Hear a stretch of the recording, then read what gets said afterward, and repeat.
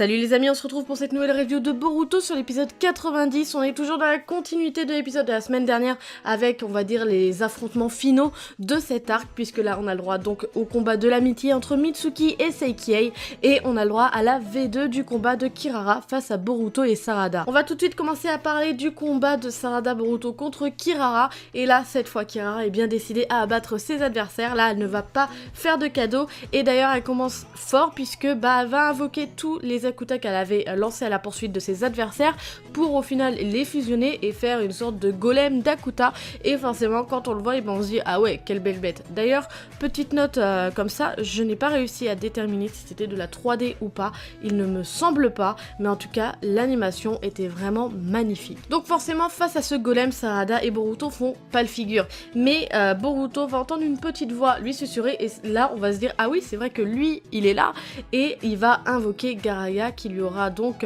soufflé l'idée tout simplement. Donc le serpent qui de base ne voulait plus rien avoir à faire avec les humains est chaud pour protéger Boruto parce que apparemment le fait que Mitsuki ait retourné sa veste et est revenu vers ses amis, ça l'a effleuré un petit peu, donc Gaaraga est bien décidé à aider Boruto. Et donc forcément après son invocation on va voir un combat entre Gaaraga, le serpent géant, et le golem, et d'ailleurs le golem a l'air quand même de mener la danse très facilement au début, mais pour autant ça va,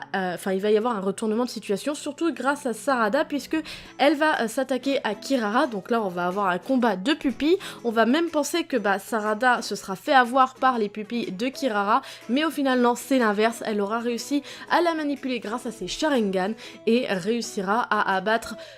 Kirara avec un jutsu Reiton tout simplement. Et donc à partir de là, donc Kirara dans la mouise va demander à son golem de venir la sauver. Le golem va suivre ses ordres forcément, donc il va tourner le dos à Gaaraga et Gaaraga va en profiter pour l'entrelacer disons. Et là on sent bien que Gaaraga a le dessus, mais on se dit attention, c'est quand même assez fragile quoi. Et on a même eu peur parce que le golem était prêt à déchirer directement le corps de Gaaraga, mais grâce à Boruto qui va lui faire un Rasengan,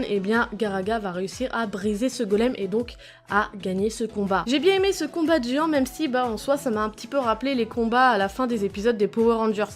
Mais en soi c'était très bien animé, on voit bien qu'il y a eu quand même un petit budget par rapport à cette animation là, parce qu'il y a beaucoup plus d'images par seconde qui fait cet effet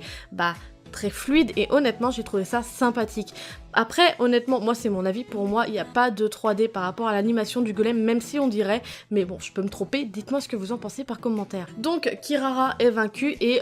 meurt tout simplement, et on a le droit à une leçon de morale de Sarada qui veut tout simplement dire que une personne, elle peut avoir une enveloppe très belle, être très bien foutue, prendre soin de son apparence, en soi elle n'est pas obligée d'avoir une belle personne également. L'habit ne fait pas le moine, en gros c'est la leçon de Sarada. En parallèle, on a le combat Mitsuki face à Seikiei, donc Seikiei est bien déterminé à foutre une branlée à Mitsuki, sauf que Mitsuki lui ne veut pas, il est clairement passif la plus grosse majorité du temps de ce combat, parce que il essaye de raisonner son ami, parce que oui, même si dans cette affaire il a été le traître du début à la fin, pour lui Seikiei c'est vraiment un ami, parce que il se sent proche, il partage quand même pas mal de choses, des points de vue etc, un ressenti qu'il ne peut pas partager avec Boruto ou Sarada, parce que eux ce sont des vrais humains, ce ne sont pas des clones ou des artificiels, donc forcément il avait quand même une amitié unique avec Seikiei, et là il essaye de le raisonner, sauf que Seikiei n'en a vraiment rien à faire, il est déterminé à lui foutre une raclée,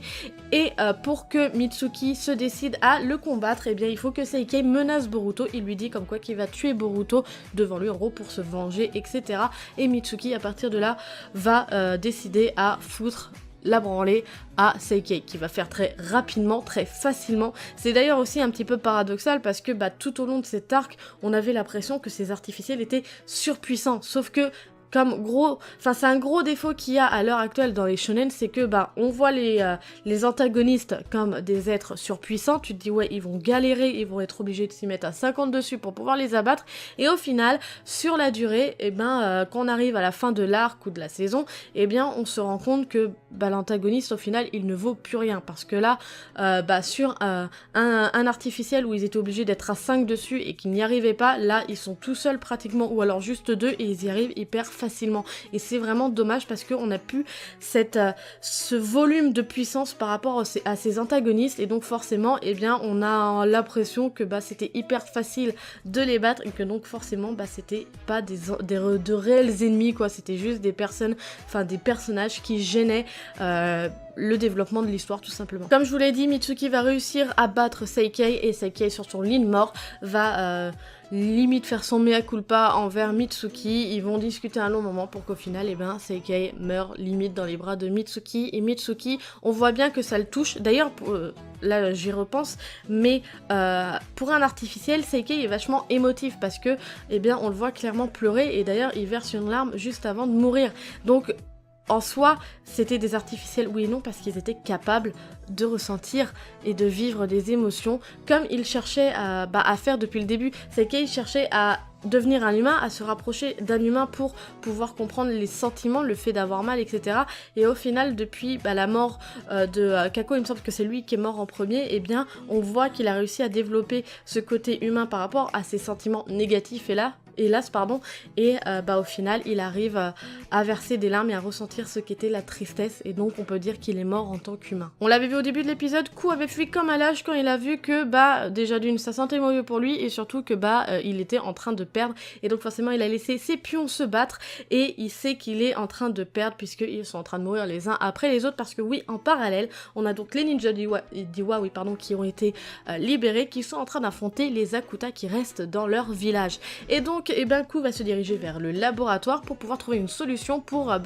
trouver un remède miracle pour le requinquer et pouvoir affronter ses adversaires, ou du moins essayer de s'enfuir en soum quoi. Et donc il va retrouver le scientifique ligoté sur le lit, forcément, puisque Mitsuki a monté un stratagème pour faire croire à Ku que le cœur artificiel était prêt, et donc il va demander, en gros, il va y avoir une discussion entre le scientifique et Ku, et le scientifique va dire que le cœur artificiel qui est présent dans la pièce, tout ce qui lui manque c'est un cœur, un organe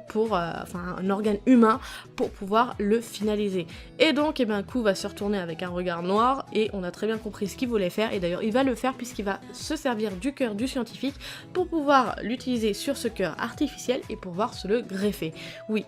même si c'est un artificiel, il a réussi à faire tout ça tout seul. Bref, et donc on termine cet épisode sur une vue de haut tel Superman, avec l'arrivée de Ku qui arrive, donc la cape ouverte, déshabillé, le gars qui monte son torse avec son cœur dégueulasse qui ressort de son torse. Tout le monde le voit, tout le monde est au courant, et tout le monde sait que là c'est le boss final. Pour résumer, cet épisode 90 était vraiment excellent pour moi parce qu'il était bien animé. On a un retournement de situation par rapport au scénario, on arrive à la fin de cet arc, même si Seikei et Kirara décèdent dans cet épisode. J'ai trouvé ça quand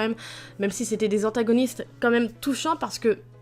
pour moi c'était pas réellement des vrais méchants, donc on s'y était un petit peu attaché, donc voilà, ça m'a fait un petit passement au cœur, mais bon, cet épisode était vraiment très bon et je suis impatiente de voir l'épisode prochain. Peut-être que ce sera le dernier de cet arc, avec le dernier affrontement, l'affrontement final face à Ku, le boss final. Enfin voilà, dites-moi ce que vous en avez pensé par commentaire de ma review, de l'épisode, de tout ce que vous voulez. Likez, partagez la vidéo, ça me fait un super plaisir et ça m'encourage à continuer, et abonnez-vous à la chaîne si vous ne l'êtes pas encore. Sur ce, moi je vous laisse à la prochaine. Tchuss!